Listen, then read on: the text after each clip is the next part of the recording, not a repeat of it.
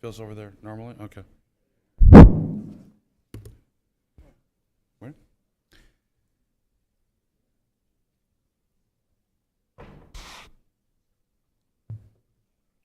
I just like making him wait a little bit. I'd like to call to order the first in several years joint city council meeting with the City Council of Lewiston and Auburn to order for May 15th, 2023. Now, if you all could please join me and stand for the Pledge of Allegiance. Pledge allegiance.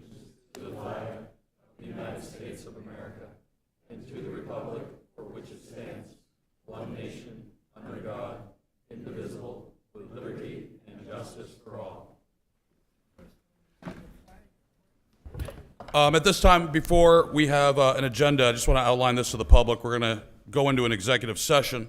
Then we're going to open the topic at hand up to the floor and for public comment, and then we'll take action as our own respective bodies here in this chamber. But right now, if we could, I'd just like to thank you and welcome everybody from Lewiston, Heather and City Administration and Councilors and Mayor Shalene, of course. If we could just go around the room and just introduce each other, that would be great. I'd like to start, if I could, with the Council President. Yes, and we got to hit that button. Okay. Keep it hit. Have to keep holding it? Yep. Okay, Yep. all right, we'll figure this out. I'm Linda Scott, I'm the Lewiston City Council Representative for Ward 1 and the Lewiston City Council President. Good evening, Bob McCarthy, City Councilor, Ward 2. Scott Harriman, City Councilor for Ward 3. My name is Carl Shalene. I'm the mayor of Lewiston. Rick LaChapelle, Councilor, Ward 4. Larry Pease, Councilor, Ward 5. Lee Clement, Councilor, Ward 6. Stephanie Gelinas, Councilor, Ward 7. Belinda Gary, Auburn City Councilor at Large. Rick Whiting, Ward 1 Councilor. A piece of paper. Ryan Hawes, Ward 2 Councilor. Steve Milk, City Council, Ward 3. Joe Moran, City Council, Ward 4. Leroy Walker, Councilor, Ward 5. Dana Staples, City Council at Large.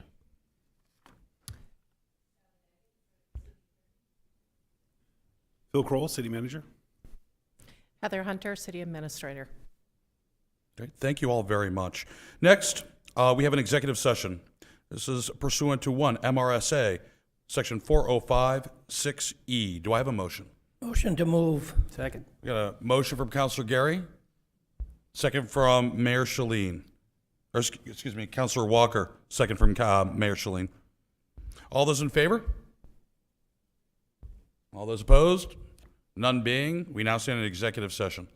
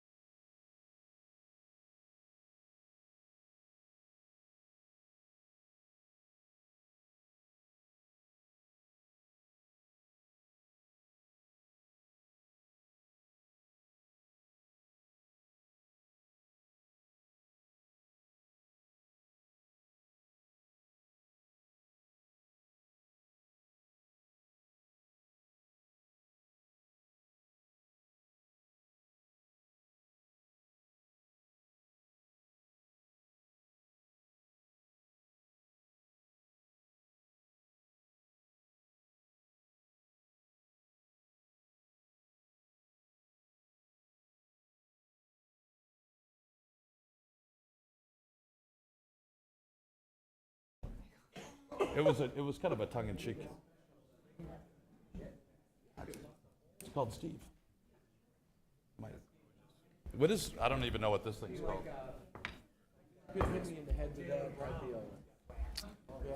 Okay.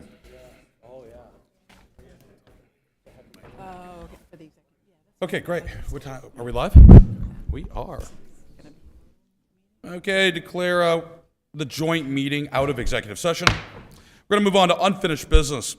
First up, and just so everybody knows, we're going to go in turn. Auburn will conduct their business, which is Order 5905012023. And then after our vote, we'll turn this over and the microphone over to Lewiston, and they'll conduct their city business as well. Next, and only on this agenda, I will entertain a motion on Order number 59-05012023, which is modifying the Auburn-Lewiston Airport Interlocal Agreement. Do I have a motion? Motion to approve? Second. Got a motion to approve on the floor, and I got a second. Motion by Councilor Hawes, second by Councilor Walker. Open this up for debate. I'd like to move to table this to a date specific, Well, first meeting in June. I've got a motion on the floor to table this. Motion, yeah, sorry, now I'm push the button. A motion to table to a date specific, first meeting in June. I've got a motion on the floor to table this to the June 5th Second. meeting. I got a second by Councilor Walker. Privileged motion. All those in favor of tabling till June 5th? Okay. Passes unanimously. I'll turn the meeting over to Lewiston. Thank you, Mr. Mayor. I will entertain a motion to modify the Auburn-Lewiston Airport interlocal agreement. We have a first and second discussion. I'd like to make a motion to table. Do we have a second? I'll second. Seconded by Councilor Clement. I'll Please. call roll. Counselor from Ward 1, Yes. Counselor from Ward 2, to table To table to a date specific? to the first meeting in June. Okay, that wasn't mentioned, so, but yes. Counselor from Ward 3, Yes. Counselor from Ward 4, Yes. Ward 5, Yes. Ward 6, Yes. Ward 7. Yes. Vote is unanimous. Administrator Hunter, how are we, and Mayor Levesque, how are we handling a motion to adjourn? Well, go. Hey, I opened it. Y'all call it. We have a motion to adjourn by Councilor LaChapelle. Do we have a second? Seconded by Councilor McCarthy. Aye.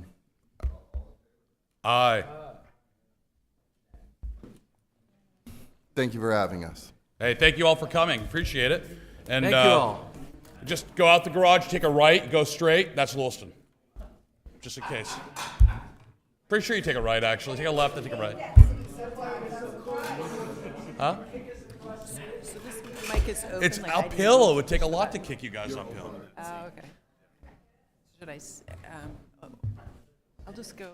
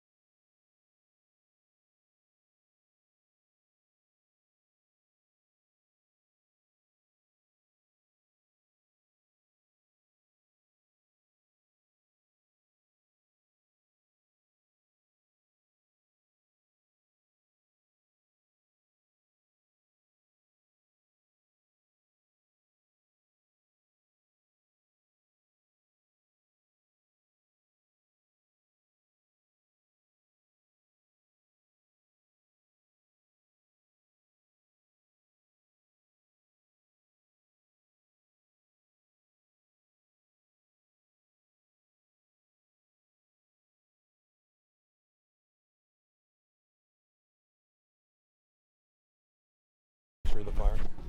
Okay.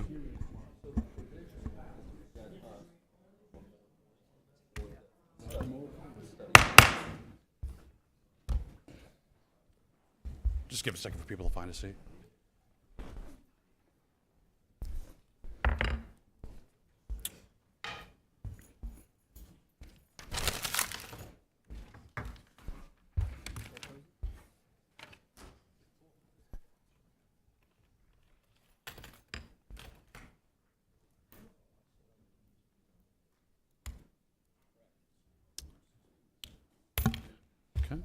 Good evening. I'd like to call to order this regular City Council meeting of May 15th, 2023. If you could please all stand and join me in the Pledge of Allegiance. Pledge allegiance to the flag of the United States of America, to the republic for which it stands, one nation, under God, indivisible, with liberty and justice for all.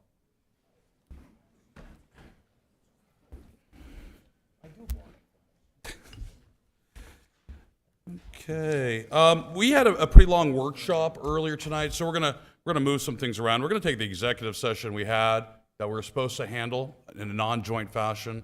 We're gonna move that to the end of the meeting tonight, so we're not gonna take up anyone's time on that. We also have a presentation from Brian Wood. He's just gonna give us a 30-second update of where we stand, and this actually is a developing item, so I'll turn it over to Mr. Wood right now to give that update. Good evening, Mayor and Council. One of the things that was directed to city staff was to look at different opportunities for revenue streams for events and marketing for the city. We have taken a look at that. There are a number of municipalities that are exploring that as well, specifically around hotel fees. Portland is currently exploring a model that may work for us. We've been advised to let some of the, I guess, machinations with the state and legal process play out. So we'll follow that closely, and once we have clarity, we'll bring that back before council. Thank you very much for the update. Okay, we're going to move along in the schedule right now. First thing on the agenda is 7 consent items. I'll entertain a motion at this time. So moved. Councilor Sapril is with a motion. Do I have a second from Councilor Hawes? All those in favor, please raise your hand. Passes unanimously. Next are the minutes of the May 1, 2023 regular City Council meeting. Are there any corrections? None being, I'll entertain a motion to approve the minutes. Motion to approve. Motion from Councilor Milk, second from Councilor Walker. All those in favor? Passes 7-0. Excuse me. Next, we're going to go to communications, presentations, and recognition. And this is always actually one of the favorite parts of my job, and I think all of our jobs here. We're going to go and start with the recognition and the pinning ceremony for the Auburn Fire Department promotions. So, could I get, Fireman Michael Scott, promoted to Battalion Chief, right here, front and center on the, in front of the dais. Eric Poland, who's being promoted to Captain. Tyler Arsenault, being promoted to Lieutenant. And then Adam Salve, promoted to Lieutenant.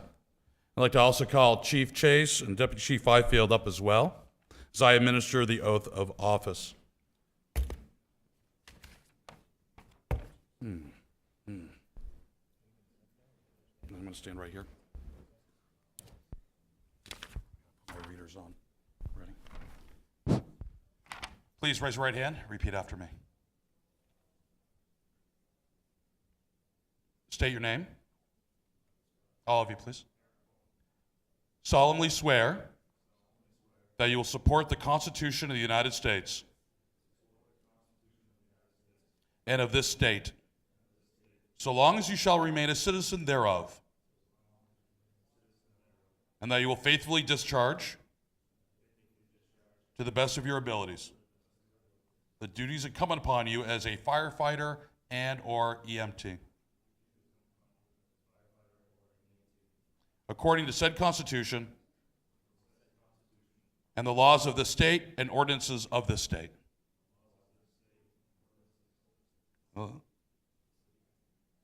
City. Ordinance of the city. At this time, I'd like to introduce you all to the next leadership crew of the Auburn Fire Department And I'd like to be the first to congratulate you all and say thank you very much for all your service.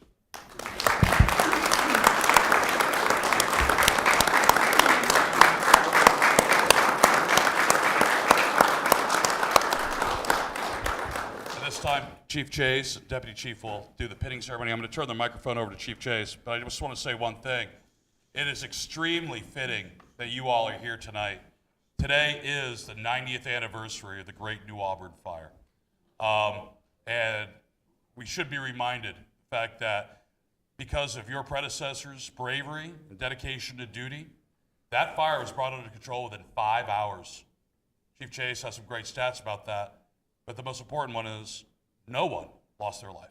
Okay, so you have a proud history, some pretty big shoes to fill, which you're filling gallantly, and be the leaders we know you can be. So thank you again. Chief? Thank you. Proud to be here, and I'm really proud of this leadership team and the people that we're promoting into it. At this time, I'd like to present Battalion Chief Mike Scott with his collar pins, and they'll be presented by his father, Robert, and retired Deputy Chief Dean Milligan. Come forward, please. Probably should be good.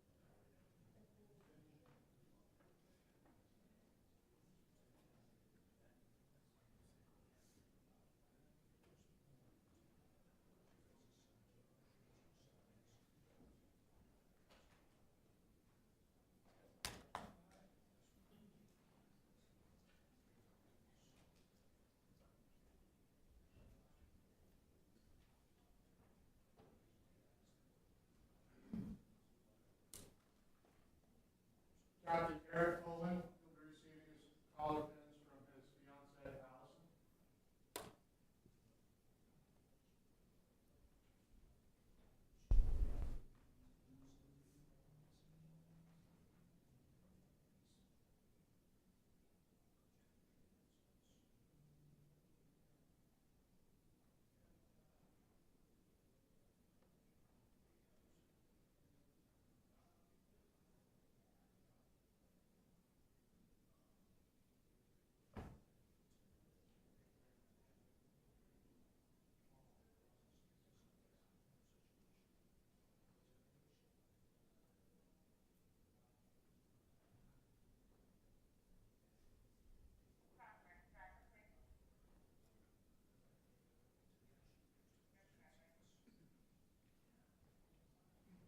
Lieutenant Tyler Osno, being pinned by his father, Mark.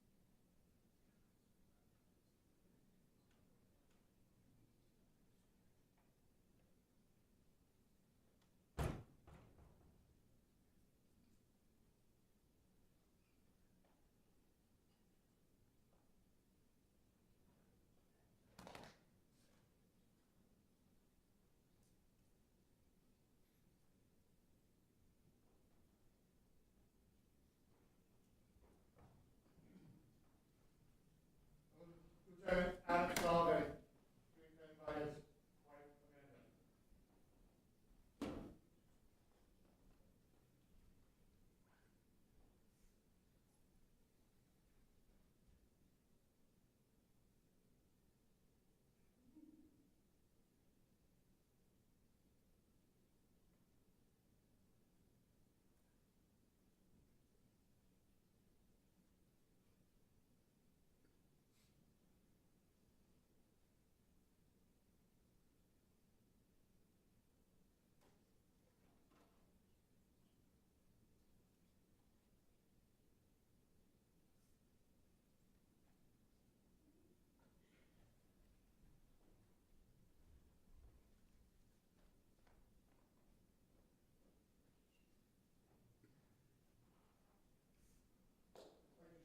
congratulate these four individuals. Really proud to have them join our management team. They really do signify the traditions and the history of the Auburn Fire Department, and also, more importantly, the future and the future that we hope to make for the department in the city. So, thank you all. Thanks for coming.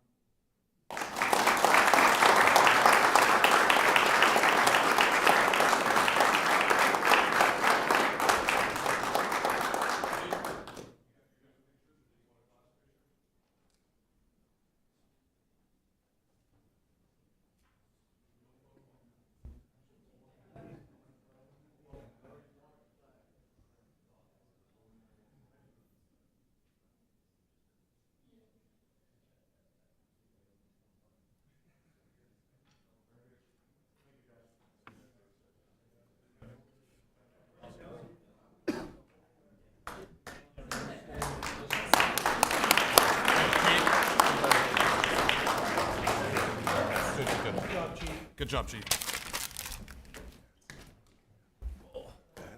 Okay. Freaking dirty. Okay, back to the agenda. Excuse me. Next, we have if you look at your packets, we have a Maine Arbor Week proclamation, okay, which is great. Auburn's really been taking the lead on Arbor Week now for years and years. Next, we have recognition. Actually, I'll have the city manager explain that really quickly from the county on Spirit of America. I don't have it. Oh, you know what? Hold on. 1 second, please. I'm gonna actually, I totally forgot, I normally read the proclamation, and it's important that I do so. This is a proclamation for Maine Arbor Week.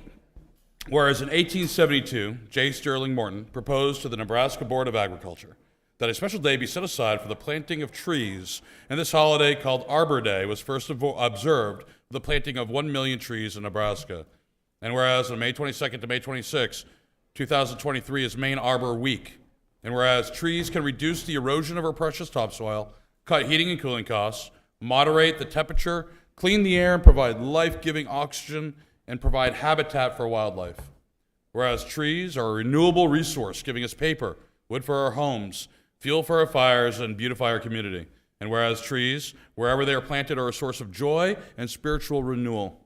Now, therefore, I, Jason Levesque, Mayor of the City of Auburn, by virtue of the authority vested in me, do hereby proclaim May 22nd to 26, 2023, as a celebration of Maine Arbor Week in the City of Auburn. And I urge all citizens to celebrate Maine Arbor Week and support efforts to protect our trees and woodlands.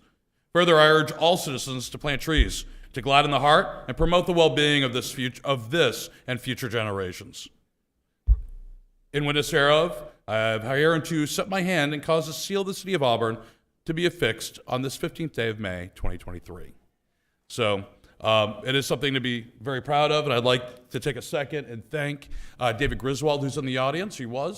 There he is, for all of his work. David, if you have an update, I'd love it if you could give one to us right now.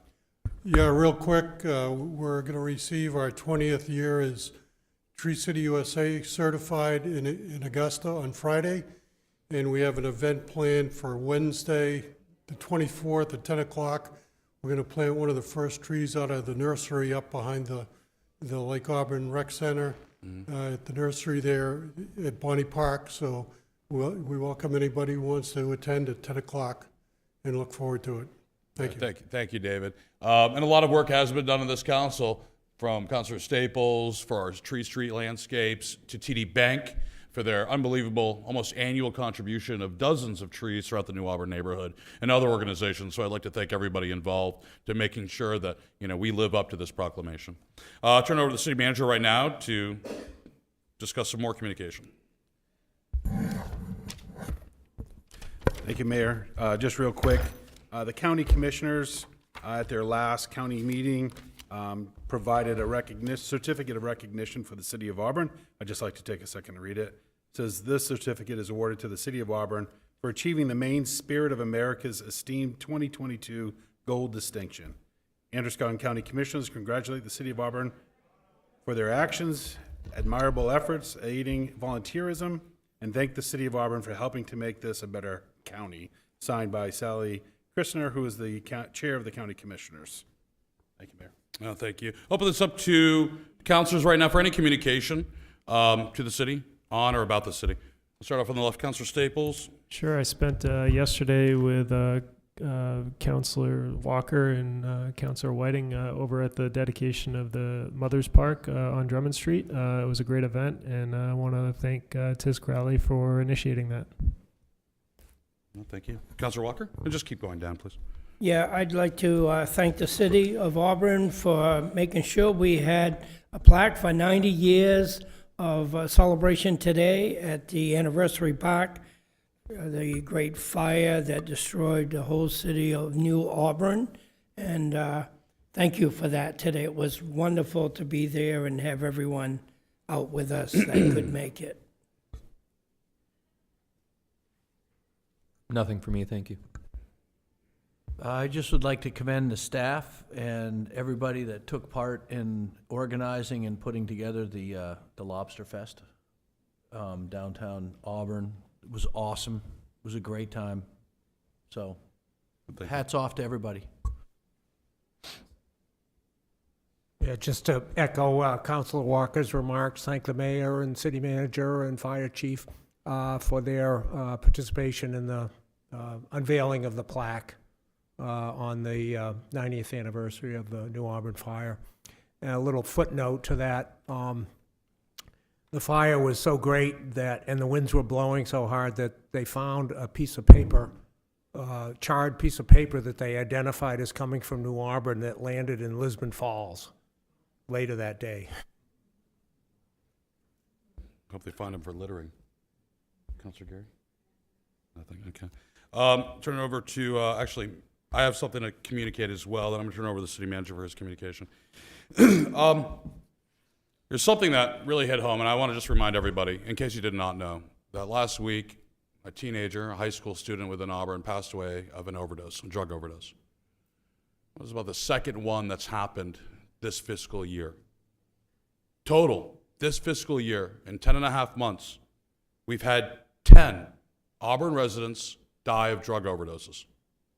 Last fiscal year, we had 5. Last fiscal year, we had around 25 administrations of Narcan, which is, if you don't know, Narcan is a anecdote, and it helps save people, bring them back from death after an overdose. This year, we're up to 80. Just a couple weeks ago, the Auburn Police Department found, well, what was found before, it was in the newspaper, over 30 pounds of pure fentanyl that was shipped to a local business. That's enough to kill, excuse me, over 2.6 million people. When I was in the Army, we did some training on weapons of mass destruction. We were taught that weapons of mass destruction fall under 3 categories: nuclear, biological, and chemical. Now, the delivery method on this fentanyl might not be airburst, a missile detonated in a downtown street, but I guarantee that if this was any other type of weapon of mass destruction, Auburn would be inundated with local, state, federal, military personnel, leaving no rock unturned to find the root cause, where the conspirators are, and to prevent this from happening again. We had an effective weapons of mass destruction found in the city of Auburn. Looking at that and talking to my family, especially recently after the high school student unfortunately passed away, I've looked back and done a self-analysis. Looking back at the last year and looking at what this council has done, looking at what I've done, looking at the reaction in the community. And a couple things stick out. First, I want to thank the city council for taking all the proactive steps you're going to continue to take during your budget and CIP votes tonight in order to help eliminate generational poverty, make things such as the PAL Center a reality to stop this epidemic, other programs, free recreational activities for our students, making sure that our schools are fully funded and giving opportunities for all. You've done a lot. That's a lot of long-term strategic work, and my hat's off to you. I don't think this council or staff gets the recognition that they should as often or frequent enough. And part of that is, throughout everything that we've done, and we've done a lot in a variety of different fashions, not once has any member of the public come and talked about and demanded that we end this drug, end the overdoses, end this wave of deaths, our residents. We talk a lot about not building a house or not allowing my neighbor to build a house in their yard, for zoning reforms, taxes, mill rates. But our basic fundamental responsibility is for the life and the liberty of the residents of the city of Auburn.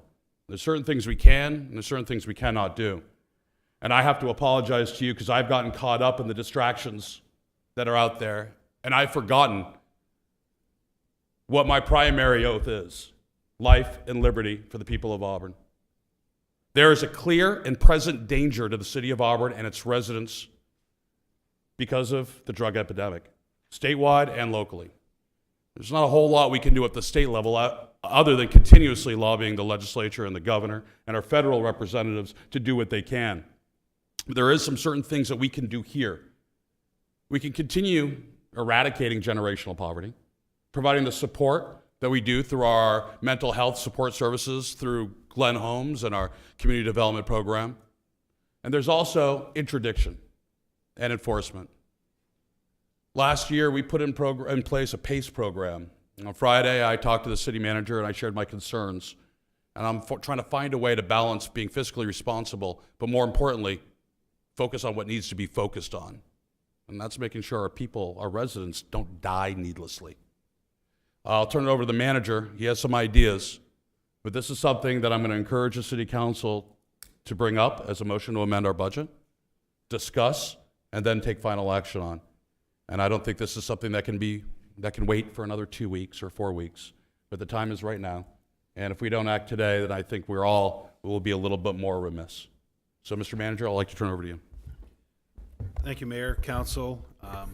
So I think the good process for this, and I appreciate the mayor's comments, I think that at the last budget process you had developed and approved a good plan on moving forward with PACE as an opportunity for our police department to be more proactive, to be engaged at a street level here locally in Auburn as it pertains to our drug epidemic that's taking place. I think every chief in the nation will tell you that you cannot arrest your way out of this epidemic. I think it is a balanced approach that needs to take place with this. However, there is, in that balanced approach, is a strong component as it pertains to drug interdiction and enforcement as well. So I think that there are educational programs that are happening, as the mayor said, regarding the PAL Center, efforts there. So I think we are moving in a good direction. We will be providing you a great report soon regarding the efforts that are in place with the funding that you provided for our mental health team that's out in the community, working through some serious issues as it pertains to our residents.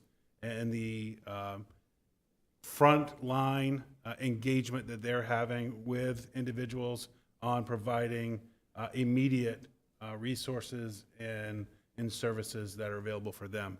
I'm looking forward to that report, as I know you will be, to just see exactly what's happened since you've approved that and since we've been able to stand that up.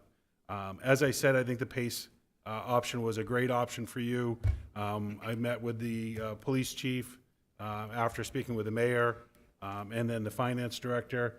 What I would propose is when you get to the budget process, if that is something that the council would like to explore and look to engage, I'd recommend as a council you bring that forward as part of the amendment, and then myself and the finance director will talk about options that we believe you have to look to fund that.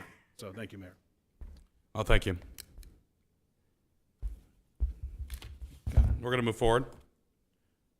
Next is our first open session of the night. Members of the public are invited to speak to the council about any issue directly related to city business, which is not on tonight's agenda. Individuals who would like to speak, please step up to the podium, give us your name and address, and limit your comments to 3 minutes. Seeing no one, I'll close the first open session. We're going to move on to unfinished business. Next is Order 58-05012023.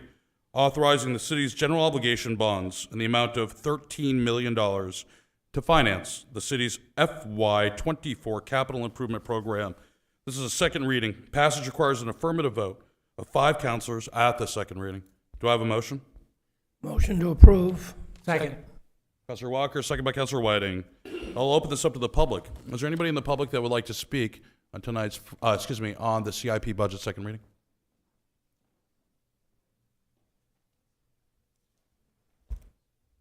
Good evening, Andy Titus, 24 Rubelite Lane. You know, somebody was talking to me the other day about the budgets, and one thing I really hadn't looked at before, because I always kind of was focused on the numbers, was not necessarily how much we spend, but how we spend it.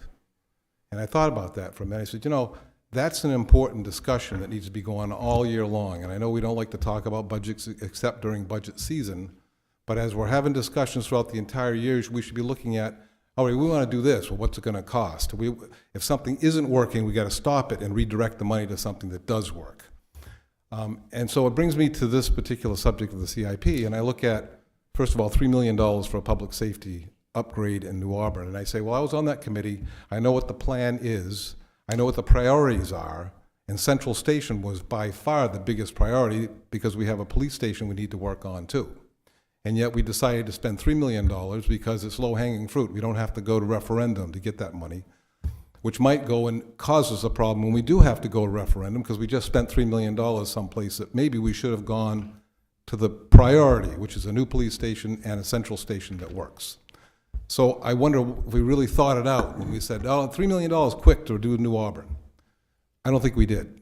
The second thing I want to talk about was for the PAL Center. I'm not against the PAL Center, but we still have another $1.5 million, maybe $2 million to raise some other way before it's a reality.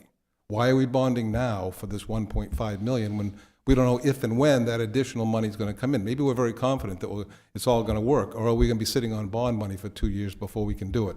We should have first raised the $1.5 million other ways and then bonded the remainder so that we're not bonding unnecessarily, but it also, that's our policy. We should first know that we've got something before we bond against it. So not necessarily against either one of those two, but I'm really thinking that we're not thinking about how we spend this money. The Central Station should be a priority, and the PAL Center, once we've got it fully funded, let's throw the bond money in there. Thanks. Is there any other member of the public that would like to speak at this time? None being, I'll bring this back to the council. Council, discussion? None being, I'm going to ask for a roll call vote at this time. Madam Clerk? Councilor Whiting? Yes. Councilor Hawes? Yes. Councilor Milks? Yes. Councilor Moran? Yes. Councilor Walker? Yes. Councilor Staples? Yes. Councilor Geary? No.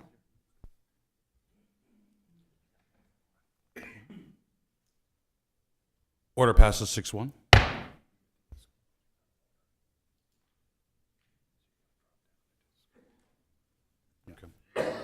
Okay, sorry, there's one thing. At this time, I'd like to ask for a motion to suspend the rules to take up item number 1, which is under new business, school budget, order number 69-0515-2023. Again, taking this out of order and moving it up on the agenda So tonight. moved. Councilor Milks? Second. Second by Councilor, Moran. Okay. Ask for a show of hands. Again, this is just for the out of order, okay, suspending the rules. Just suspending the rules.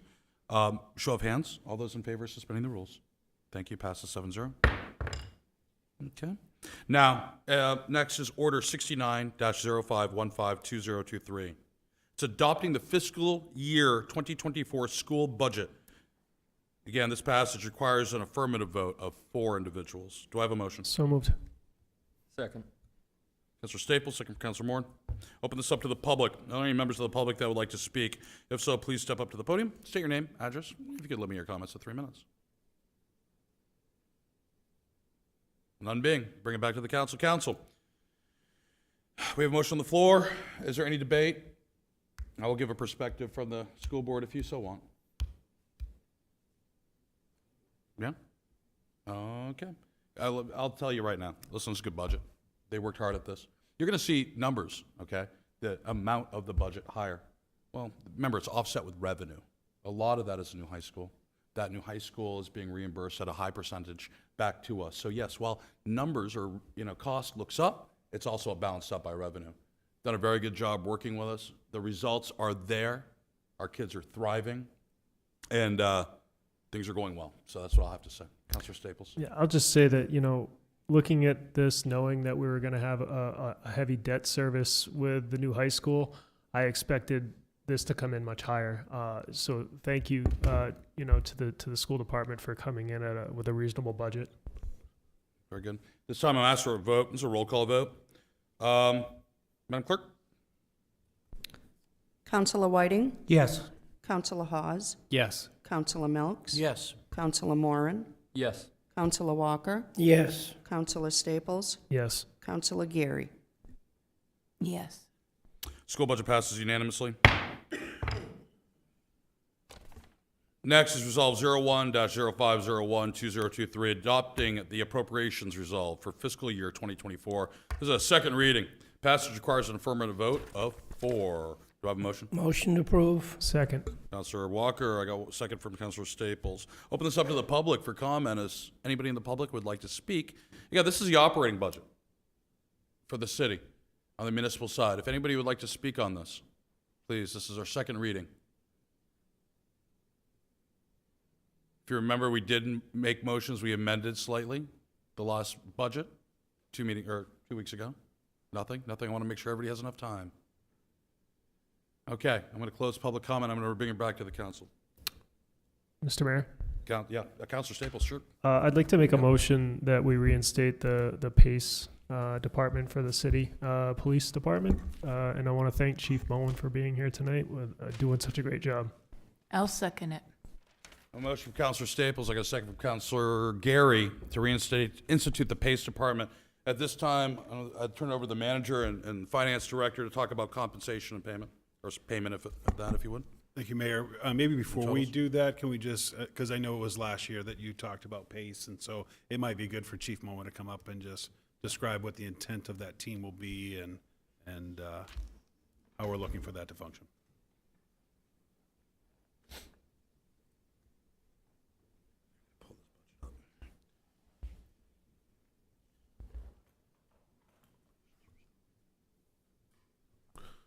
Good evening, Mr. Mayor, Council. Thank you for your confidence in the police department and being able to reinstate PACE to a somewhat operating level.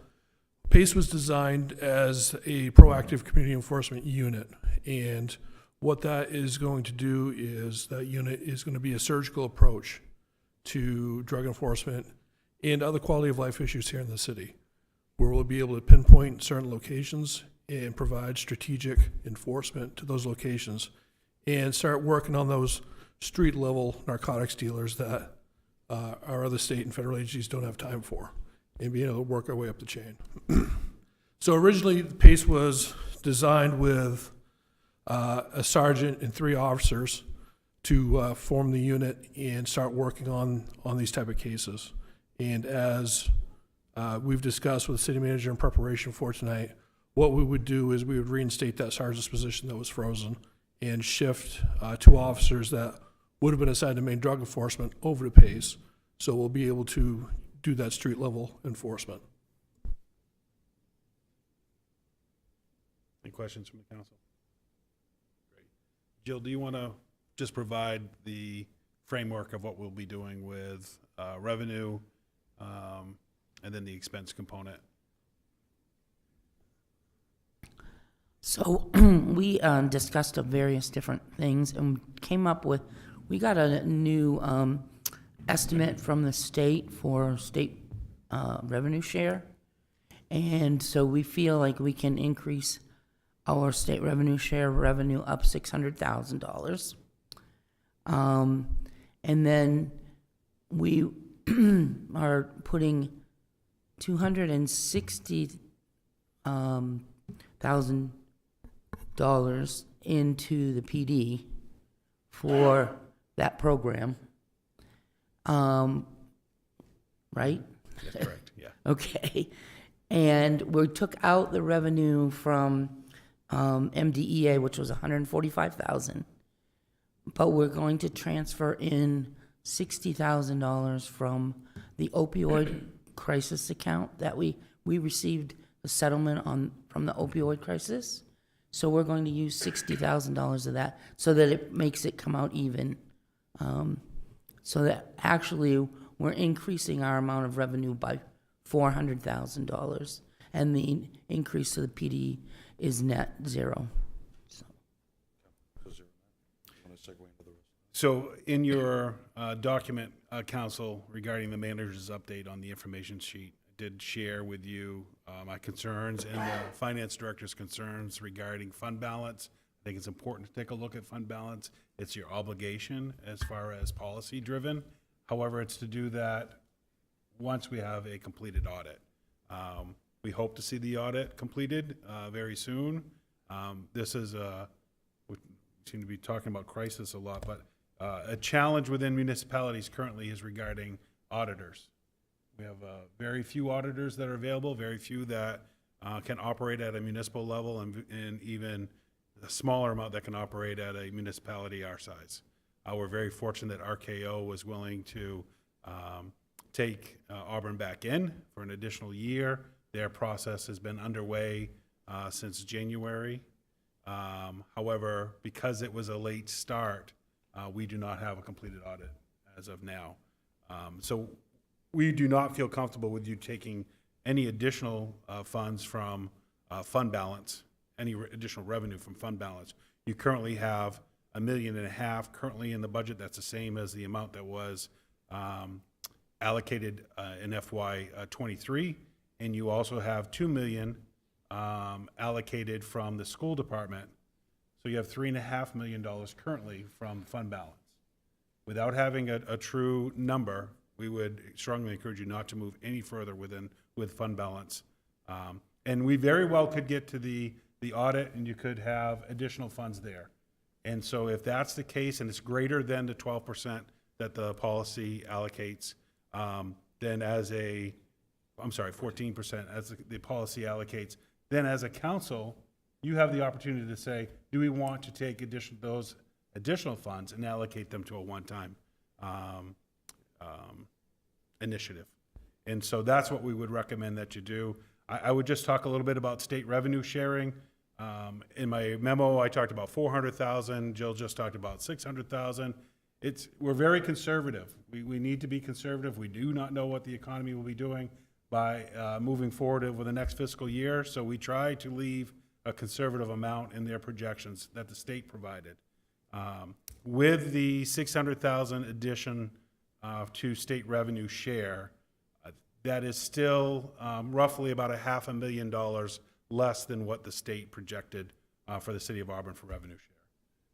We believe that's a good, healthy, conservative amount that allows for the economy to potentially swing in any direction.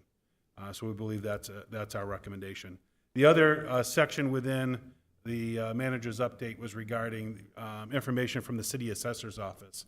Originally, when we were moving forward in your first reading, I shared that the city assessor at that time, she felt comfortable with $15 million in additional valuation for the city.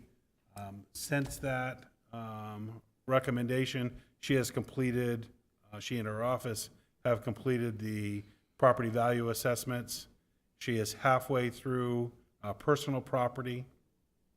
Based on the results of where she is currently, she feels comfortable in proposing that a conservative amount for our valuation increase would be an additional $40 million due to new growth. And so, with that allocation, that brings you to the final update that I provided to you with additional revenue, new projected assessed value. The new tax levy would then increase to 2.76%, or a 20-cent increase on the mill rate. Based on a home assessed at $250,000, then the increase would be $51.10 for a home valued at $250,000. We're going to motion. Jill, anything further? We can come back to that. I just want to let's take care of the motion first. Yeah, that's fine. Okay. Yep. We have a motion on the floor from Councilor Staples, second by Councilor Gary. Thank you, Mr. Manager, for that. I want to come back to some of that information after we handle this motion to amend, because it's important to dive into it and see where this is coming from and why. I'm going to call for a vote on the motion to amend. All those in favor of adding the PACE program back into the budget? Passes unanimously. Thank you. I think we just did a huge step. Chief? Mayor and council, thank you very much. The men and women of the Auburn Police Department, thank you for your support, and we won't let you down with this program. And we'd like to, I was talking to the manager, thank you. If we can start getting some monthly reports, either in council, static or verbal, that would be really good. We'd want to see this, we want to see this number of deaths decrease. Sure. Okay. Thank you for all you do. Thank you, Chief. Thank you. Okay, back to the initial motion as amended. Excuse me. That, just the other mathematical point, someone needs to correct me. We're looking at 0.8% or 0.8% increase in the mill rate for the city of Auburn. Effectively, that's a zero increase in taxes. If you want to look at it and compare it to the rate of inflation at around 6.5% trailing 12 months, when you normalize your tax rate for inflation, I should say, taxes are actually going to be less than they were last year. And that's a hard concept for people to grasp. But I want to congratulate this, at this point, not the council, you haven't had a second vote. I'm going to congratulate staff on getting us here. And councils, honestly, you need a little congratulations to get to this point because of your steadfast dedication to growth and development. $40 million in new taxable valuation in the city should cease any doubt in anyone's mind that growth is a good, positive economic indicator. It can not just slow the growth in taxes, it can halt it and eventually turn it back. Okay, and growth comes in many forms. Excise tax, new construction for homes, increased buying capacity. This is all positive. We get that back in Rev Share 1 and 2. So compared to any other municipality, I can't wait to brag about this in the mayor's call I have on Wednesday. We're right there, and we're adding back in essential services that we need to. So with that, is there any other amendments, any other comments? We could debate the merits of the budget at this time. Have anything? Sure, I'll jump in if nobody else does. I guess, so my apologies for missing the last meeting. I would just like to ask the city manager what we have for options for recycling for this year. I fully understand why it was cut. I'd like to know if there's anything that we can add or offer the citizens of Auburn for recycling for this coming fiscal year. Thank you, Councilor. So what we could continue providing is a location for those who would like to recycle to still continue to bring their recycling without curbside pickup. We would make that available at Auburn Public Works in some communication with MWAC and the executive director there. There are challenges with the current location, access to it, concern regarding their loader and just personal safety. So they have asked for this to be removed prior to this decision by the council. But we felt that we could make that available at Auburn Public Works and still make that an option for residents to be able to drop their recycling off. We would still pay a tipping fee for that. Obviously, it would be at a lesser amount. The council, as you recall, you still kept that dollar figure in there for the bins that would be required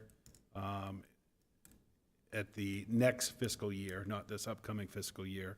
And so any of the tipping fees, we would just reduce from that amount that's being left in that budget for those bins. I think we can talk about that. And then, Councilor, I know you and I have had a conversation regarding SNRB. Yeah, thank you. For the next meeting, I would like to send some direction to the SNRB to give us some guidance on what we could do for recycling in the future for not this coming fiscal year, but the next one. So, Councilor Staples, I could work with you or another councilor can drafting a resolve.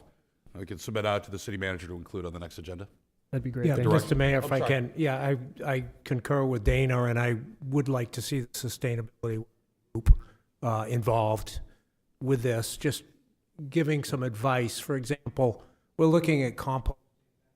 That's a good thing for MWAC, to reduce wet items that actually don't burn well.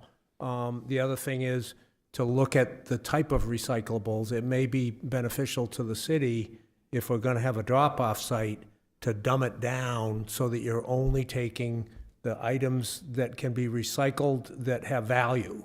There's no point in having people take everything to Public Works and then spend a lot of money to just burn it at MWAC. And in looking at that report from Dr. Harder, I saw that the emissions from MWAC, and I'm not saying MWAC's bad, it's better than landfilling, but the emissions are 2.5 times worse than coal burning, electric plants. So you have to consider that, and that's why you want to keep stuff out of the waste stream if you can, but you don't. The reason we voted the way we did is we didn't want to cost the taxpayers more money to be landfilling stuff that can't be recycled because there's no market for it. It's just a complicated subject. That's why we need, the sustainability working group to give us advice. So Councilor Whiting, Councilor Staples, you two work together. I'm more than happy to help you with formatting. Okay. We'll see if we can get that introduced by the next meeting. Okay. Very good, thank you. Is there any other comments on the budget? Councilor Staples, duly noted. Councilor Whiting, anything else? If not, I'm going to ask for a vote. It's going to be a roll call vote that needs 4 votes. Hold on. 4 votes to pass. No, it's 4 votes on operation. Oh, excuse me, 1 second. Do we have to change the resolve and amend the dollar amounts? So, done. Hold on 1 second, please. Based on what was changed, what I've done is, I've just Making a motion to amend? Very good. Okay. At this time, I'm going to entertain a motion to amend the council resolve with new fiscal note policy, so the resolve's accurate. I'll entertain a motion to change the following term. The estimated aggregate amount of non-property tax revenue is $62,395,844, with a municipal revenue budget of $23,121,704, and a school department revenue budget of unchanged. Do I have a second? Or do I have a motion, excuse me? So moved. Councilor Milks, second by Councilor Whiting. I'm going to ask for a vote on the amendment. All those in favor? Wait, point of order. Are those numbers right? Accepted without any hurt. That's fine. And for the record, she did type them up for me, so. But no, that's a good catch. Okay, I got a motion, I got a second. All those in favor? Okay, passes unanimously, 7-0. I've got one more. At this time, I'd like to also entertain a motion to address the resolve to state this.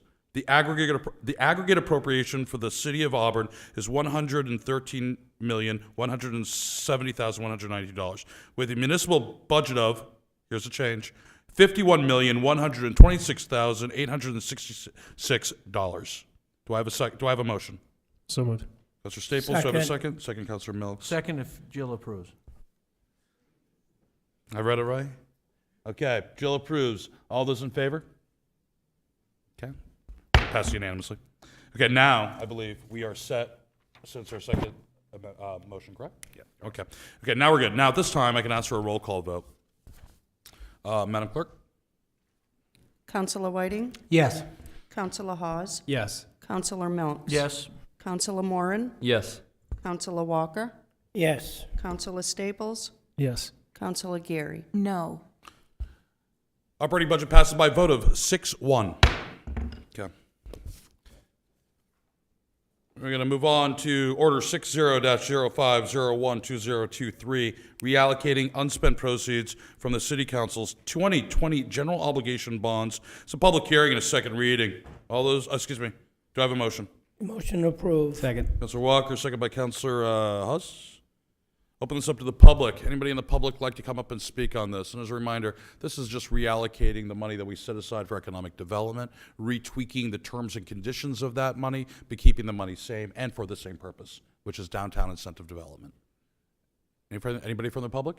None being brought back to council? Nothing. Ask for a vote.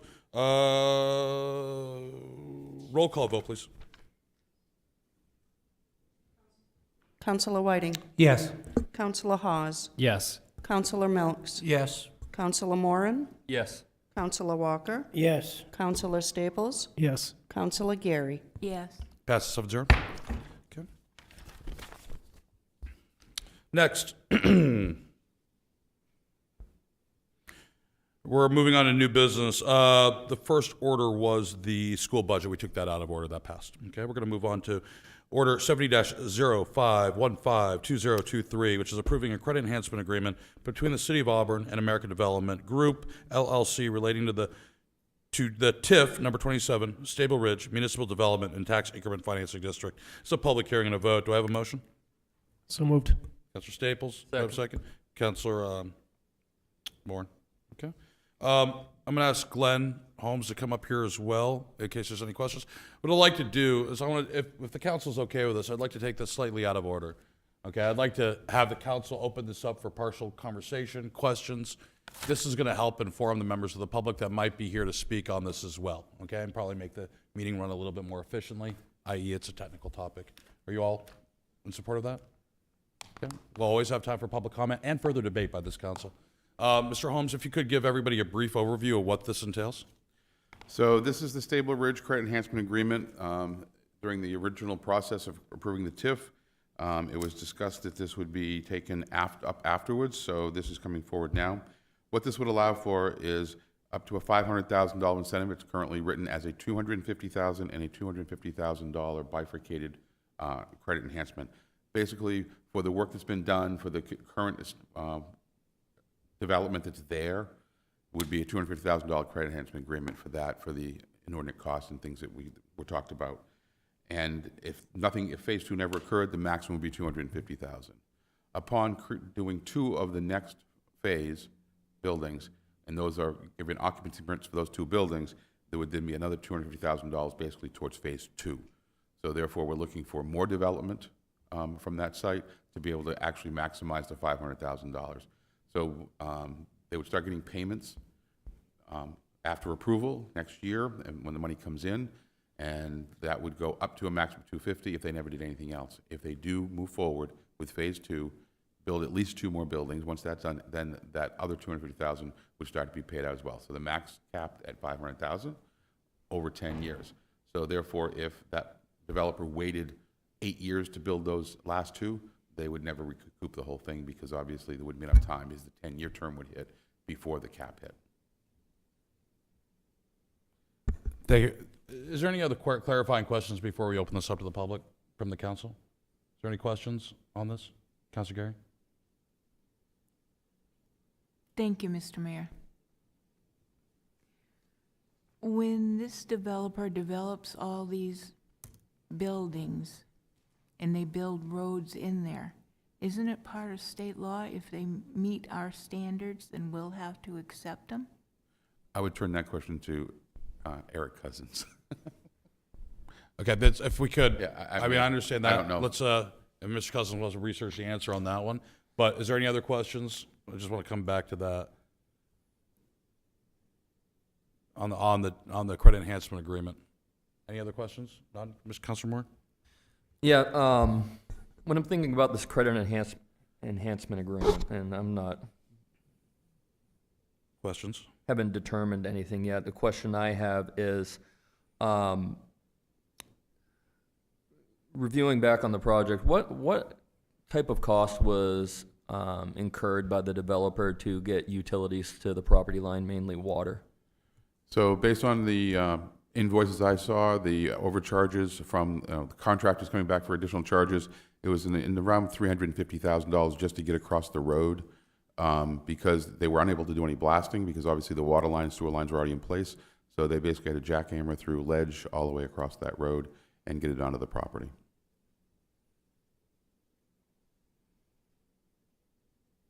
If there's no other questions at this time, I'll open this up to the public for comment. Anybody in the public would like to speak, please come up to the podium, give us your name and address, and limit your comments to 3 minutes.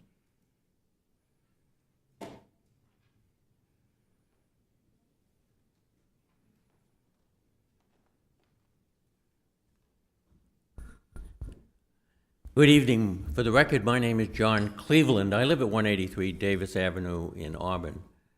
I'm not here to be disagreeable. I'm not here because I bring any animosity at all from any respect on this. But I am here to strongly urge you not to approve this credit enhancement agreement. And I'm urging you to do that because it's bad public policy. And you're setting an awful precedent going forward for all for-profit multifamily homes who do not commit any public benefit to receive a credit enhancement agreement going forward. This would provide up to $500,000 to the developer over 10 years, 50% to them every year for up to 10 years, or till $500,000. And the developer has no obligation to do anything except pay their taxes so they can get the 50%. You already have 100% tax, TIF, so if you approve the credit enhancement agreement, you are taking half of the taxpayers' money instead of putting it into, let's say, Court Street, which is an approved project in which your own staff has said will cost over $3 million, excuse me.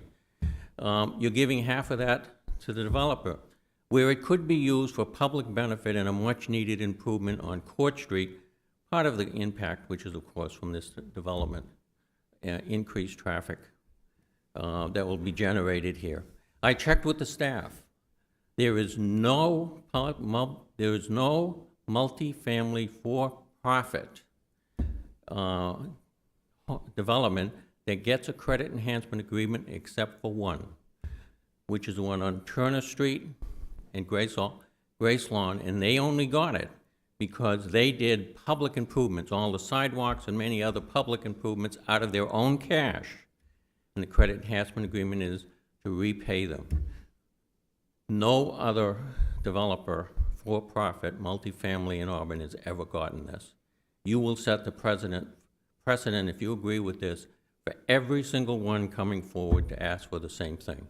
That is taxpayer money, and it ought to be going into public improvements, not private profit.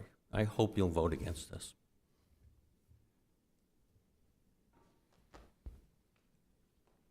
Good evening. Sharon Philbrook Bergeron, 23 Dexter Avenue. And I have faith. I have faith that you will invest in those 4 areas outlined in the TIF.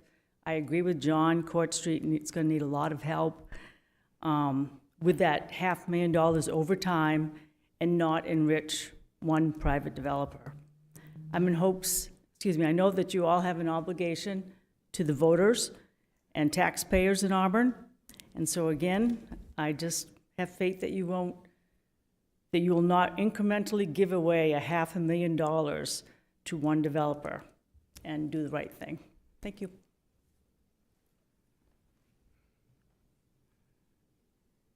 Hi, I'm Dennis Bergeron from 23 Dexter Avenue, and obviously I agree with everything that lady just said. As well you should. But thanks. I've been a taxpayer in Auburn for 35 years, and I have never once complained about paying my taxes because I see the hard work that you all do at budget time. And I always feel like I'm being treated fairly. Except for this proposal, I don't feel like I'm being treated fairly. I feel like somebody is getting something that I'm not. And I just don't feel that that's a fair proposition to give somebody money back after they've paid their taxes. So I'm against this proposal for that reason. I also haven't heard very good reasons or rationale for doing this. And so I hope that in your deliberations, as you discuss this, if you intend to vote for this, please tell us all why it is you want to do that. Okay, thanks. Okay, I'd like to close public comment. You going? Oh, I got it here. You tell me. Okay. One more, just one more. I'm not going to repeat what everybody else has said because I think I agree with everything they've said. But one thing I was concerned about was risk. You know, when a private developer gets into a project, they take a risk. The business person takes a risk. They do everything they can. They get all the studies they can to make sure that it's going to go the way they want. They get budgets. They get quotes. If it doesn't go well, though, that's the risk we take as a business person. Is now the City of Auburn going to become part of that risk when the next project comes up? We didn't know about this TIF but especially not the credit enhancement, until well into this project. And it was unfair because I think if we had known in the beginning, we might have thought differently about approving the project, knowing that we were going to take the risk with the developer. So now if we pass this, we're going to say, well, the next guy that comes along, or gal, they're going to build a project, and if they run into ledge, well, don't worry about it. The City of Auburn will take care of it for us.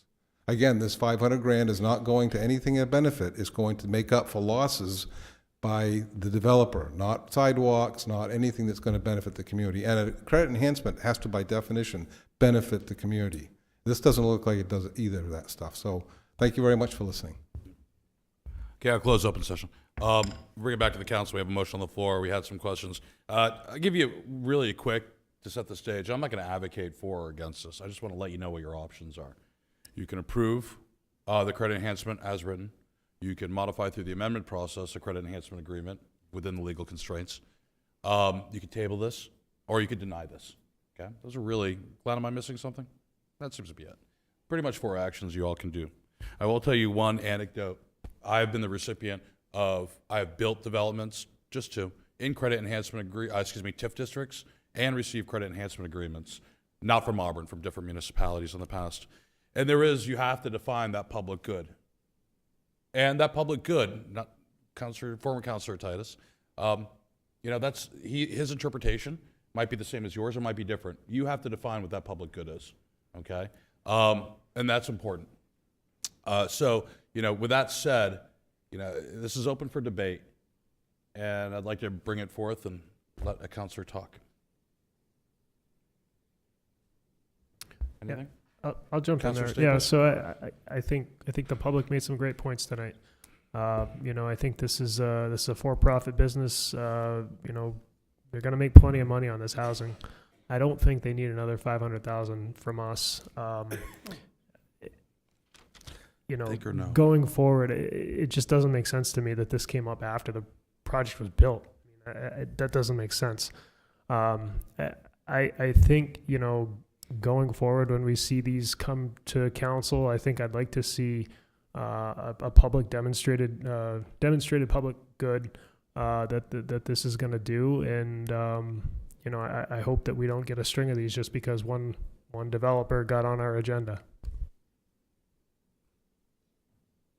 Yeah, I agree, and my experience in my previous life, there were a couple of credit enhancement agreements, and they were part of the scoring process with Maine State Housing Authority. You really couldn't score high enough to get a project if you didn't have a TIF.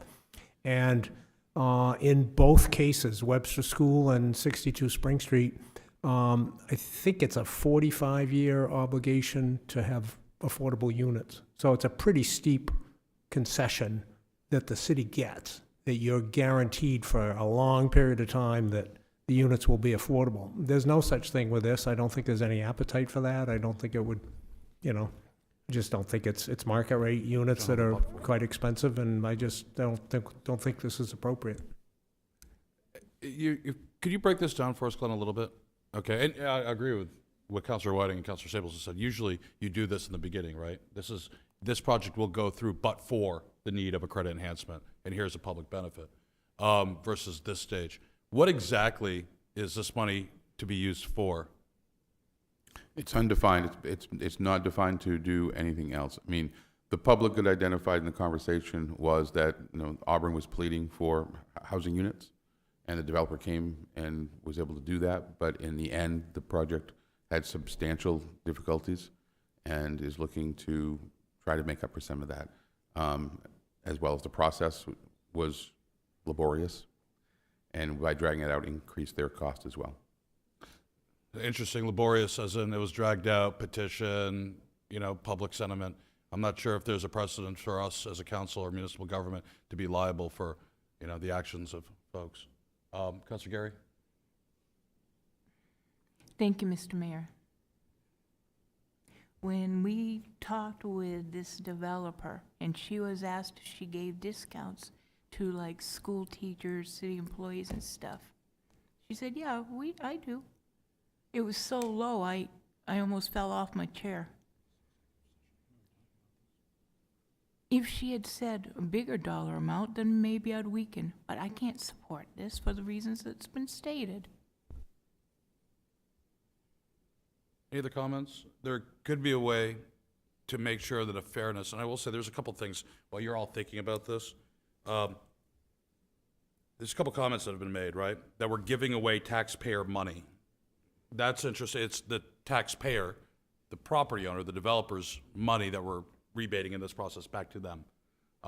So I just want to make sure that this isn't, that if it's not built, it's not taxpayer money, it's developer's money from a specific project. Enriching private industry, it's not our job. Absolutely not our job. And a giveaway, I'd like to see, and I don't know if the council's up for it, but I'm very curious as to say, developer, exactly what is the private public benefit? What are the additional costs you incurred outside of, just what they are, itemized, okay? And why can't you proceed with phase 2 from a financial standpoint? There might be a way out, if you all want to hear that, to table this for a period of time, to collect that data. Because there might be a legitimate reason, but this document's not showing anything, I think, from what I'm gathering from you as I'd be counsel. interested to know, was there infrastructure done from sewer and water on specific costs associated with it? As far as, did sewer and water put the water lines in? Yeah, you said that there was unexpected costs associated with that, that you thought was $350,000. Right. So basically, that line had to be brought across the road, which was at the developer's expense. Right. But there's no documentation, is what we're saying. Oh, I can provide all that. That's part of the underwriting process. Yeah, maybe I could weigh in this a little bit, counsel.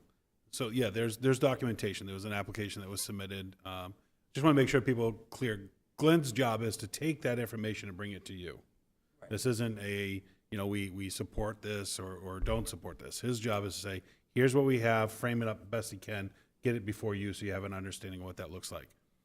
I think based on the recommendation that was on the information sheet as well, I'd really caution the council on moving forward with this. You are setting precedent for future market development projects, market rate projects that you will have, as I think Councilor Staples might have mentioned, the line at the door. You have other projects that are moving forward. This is concerning. This is something that you will need to take a look at to say, what is it as a council will you want to look at? The one that was brought up by the public regarding Turner Street and Grace Lawn, that was a direct public walkability need for St. Dom's School, for the residents of that project to be able to access our mall area. That's why that was brought before the council. That's why it was approved by the council. These are unexpected costs for a developer. That's what's being requested.